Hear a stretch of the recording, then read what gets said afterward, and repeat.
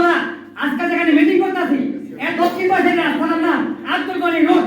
আব্দুল গনি কে এই আমরা অনেকে জানি না।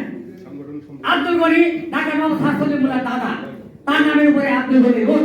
আমরা নিমখারাম জাতি যেটা বলতেছি ঢাকা ইউনিভার্সিটি বানাবার জন্য 1923 সালে ব্রিটিশ গভর্নমেন্ট থেকে যে অনুমোদন করতে হয়েছিল, কমিশন ফি একটা জমা দিতে হয় 12,000, সেই টাকাটাকে জমা দেওয়ার জন্য তৎকালীন লোক ছিল না।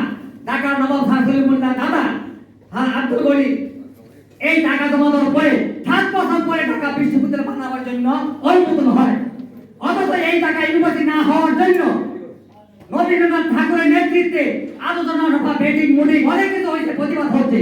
অথচ ঢাকা ইউনিভার্সিটিতে রবীন্দ্রনাথের জন্মদিবস মৃত্যু দিবস পালন করা হয়। ছাত্ররা জানে না ঢাকা নবাব শাহসলিমুল্লাহকে তার বাসা বাড়ি কোথায়, তার কবরস্থান কোথায় সেটাও জানে না। তাহলে আমরা আমাদের এই কর্মকাণ্ড করার জন্য আমি আজকে বলবো আওয়ামী লীগের অধপতনের একমাত্র কারণ হচ্ছে 92% মুসলমানের দেশ এটাকে মনে করে নাই। ভারত গভর্নমেন্ট এবং আওয়ামী লীগ গভর্নমেন্ট এটা যে মুসলমানের দেশ এটা মনে করে নাই, যার কারণে আজকে আওয়ামী লীগের পতন হচ্ছে। আমাদের মুসলিম লীগ করার জন্য মুসলমানের দেশ 92% মুসলমানের দেশ আমরা মুসলিম লীগ করতে পারতেছি না। অনেকে মনে করে মুসলিম লীগের অবস্থা শেষ, কিন্তু আমরা মুসলমানের দেশে মুসলিম লীগ করতে পারতেছি না। এর কারণ হচ্ছে ভারতের র এবং আওয়ামী লীগ এই দেশের মুসলিম হইতে অবস্থা দিবে না। যদি ভারতের র এই দেশে মুসলিম হওয়ার জন্য বাংলাদেশ দিত তাহলে মুসলিম আমাদের মুসলমানের দেশে মুসলিম লীগ করতে পারি না, এটা আমাদের দুর্ভাগ্য।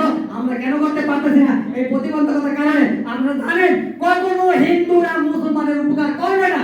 আমাদের চারদিকে ভারতের রাষ্ট্র ওনারা কি করতেছে, প্রত্যেকে হারে হারে টের পাচ্ছেন। তারপরেও মানে এই আজকে আমাদের বাংলাদেশের সাবেক প্রধানমন্ত্রী ভারত থেকে আশ্রয় নিছে, এটা বড় দুঃখজনক ঘটনা। সবাইকে ধন্যবাদ।